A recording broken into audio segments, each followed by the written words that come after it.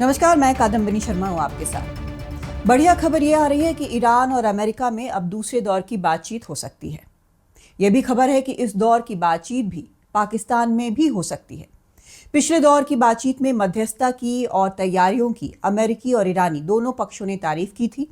बातचीत बेनतीजा भले खत्म हो गई हो, लेकिन पाकिस्तान ने कहा कि आगे वो मदद के लिए अभी भी तैयार है। अब भारत के कई टीवी चैनल पाकिस्तान में ही बातचीत को लेकर काफी नाराज हैं और प्रकार प्रकार की हेडलाइंस चला रहे हैं। कुछ तथाकथित जानकारों को यह लग रहा है कि भारत ने मध्यस्थता के लिए पहल क्यों नहीं की और India has missed the bus वगैरह वगैरह के बयान आए। तो दोस्तों, जरा शांत हो जाइए, शोर शराबे के बगैर तथ्यों के जरिए समझिए कि बातचीत करने के लिए ये देश अभी पाकिस्तान को ही मुफीद क्यों मान रहे हैं। अभी तक हमने देखा है कि अमेरिका जब इस तरह की कोई बातचीत कर रहा होता था तो उसके लिए कतर को चुना जाता था। उदाहरण के तौर पे कतर में अमेरिका ने कई बातचीत की हैं। थर्ड पार्टी मीडिएटर रहा है कतर, चाहे वो 1990 के दशक से रहा हो। कतर ने Israel Hamas, America Taliban, Iran Venezuela, इन सब के बीच में बातचीत कराई है और कई पीस डील्स भी हुए हैं, जैसे लेबनान, यमन, दारफूर, फिलिस्तीन। इसने कई पॉलिटिकल ऑफिसेज भी होस्ट किए हैं, जैसे हमास का वहाँ पर दोहा में इसका ऑफिस था।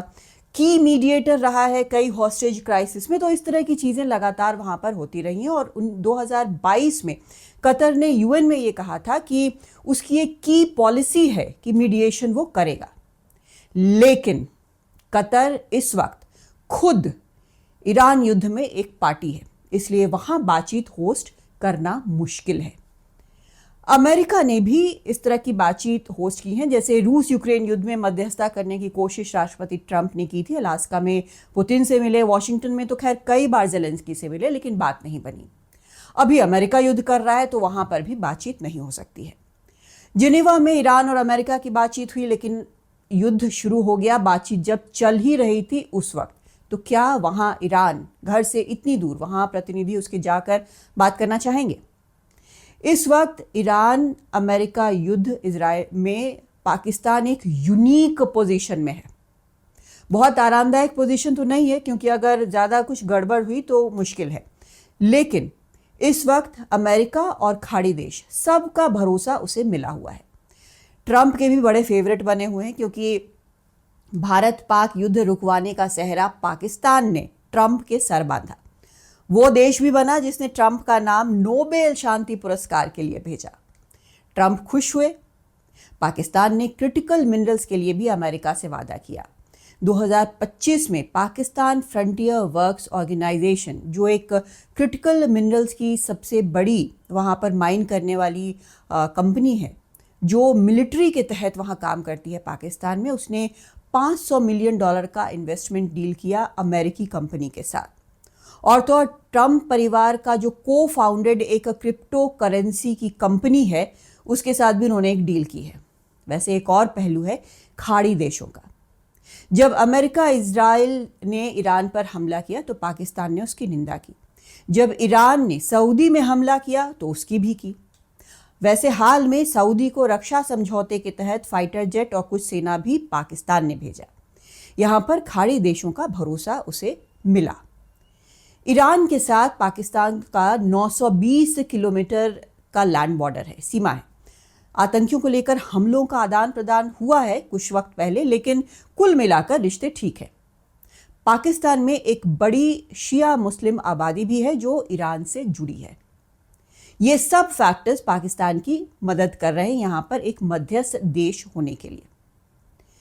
और बात करते हैं हम अब भारत की, जिसको लेकर बहुत शोर शराबा यहां पर हो रहा है कि भारत क्यों नहीं मध्यस्थता कर रहा है। जो भारत की मध्यस्थता के समर्थक हैं वो कहते हैं कि अमेरिका, इजराइल और ईरान तीनों से भारत के बेहतरीन रिश्ते हैं। लेकिन याद ही रखना होगा कि अमेरिका से रिश्ते कुछ मुश्किल में पिछले कुछ वक्त से जरूर गुजर रहे हैं। युद्ध के ठीक पहले पीएम के इजराइल दौरे पर भी कई सवाल उठे, और तो और भारत ने कभी ये नहीं कहा है कि उसे मध्यस्थता करनी है। ये भारत की नीति ही नहीं है। 1950 के दशक में कोरिया वॉर या फिर सुएज कनाल क्राइसिस में जो भी भूमिका रही हो भारत की, लेकिन उसके बाद ऐसा भारत ने नहीं किया है। फिर एक और चीज़ याद दिलाना यहाँ पर ज़रूरी है, वो है ओमान। ओमान ने मध्यस्थता में इस बार हाथ जलाए हैं। जब ओमान ये ऐलान कर रहा था कि बातचीत में अमेरिका और ईरान के बीच सिग्निफिकेंट प्रोग्रेस हुआ है, उसी वक्त अमेरिका और इजराइल ने मिलकर ईरान पर हमला कर दिया। तो ओमान का जो एक मॉरल वहाँ पर एक दबाव था, वो ख़त्म हो गया कि वो किसी को कंट्रोल नहीं कर सकता। भारत जो है वो क्या कर सकता है? क्या भारत ऐसा सुपर पावर है जो दबाव बना सकता है? नहीं। भारत इस तरह का दबाव दोनों में से किसी पार्टी पर, चाहे अमेरिका हो या ईरान हो या इनफैक्ट इजराइल जिससे अच्छे रिश्ते हैं, उस पर किसी पर भी इस तरह का दबाव नहीं बना सकता। और तो और भारत ऐसा भी नहीं है, मतलब पाकिस्तान जैसा, कि खोने को कुछ है नहीं खास। तो ये बड़े फैक्टर्स हैं और सबसे बड़ा फैक्टर वो ये कि अगर एक जगह भारत मध्यस्थता के लिए आगे बढ़ता है तो कश्मीर में किसी भी थर्ड पार्टी इंटरवेंशन से इनकार कैसे करेगा? ये एक बहुत बड़ा फैक्टर है जिसको सोच समझकर चलना होगा। तो भारत की नीति साफ है, मध्यस्थता में नहीं पड़ना है। और आप भी बिल्कुल साफ रखें कि शोर पर मत जाइए, अपनी अक्ल लगाइए। सिर्फ इसलिए कि पाकिस्तान मध्यस्थता कर रहा है, सिर्फ इसलिए कि पाकिस्तान आकर दोनों पार्टियां बात कर रही हैं, ईरान और अमेरिका, और इसलिए कि दुनिया का ध्यान अभी पाकिस्तान के ऊपर है, ज़रूरी नहीं है कि भारत भी वही करने की कोशिश करे। बड़ी कोशिशों के बाद पाकिस्तान और भारत को डीहाइफोनेट किया गया है। एक साथ नाम नहीं लिया जाता दोनों का, एक साथ सब कुछ नहीं होता यहाँ पर कि अगर कोई नेता आए तो पाकिस्तान भी जाएंगे अगर भारत गए, नहीं होता है। ये सब बड़ी मुश्किलों से हासिल हुआ है। तो हमें मध्यस्थता के चक्कर में नहीं पड़ना चाहिए। ये साफ रखना चाहिए कि हमें किस चीज़ से, क्या करने से क्या हासिल होगा। शोर कर सकते हैं जो हो रहा है लगातार, लेकिन इस शोर का कोई मतलब नहीं है।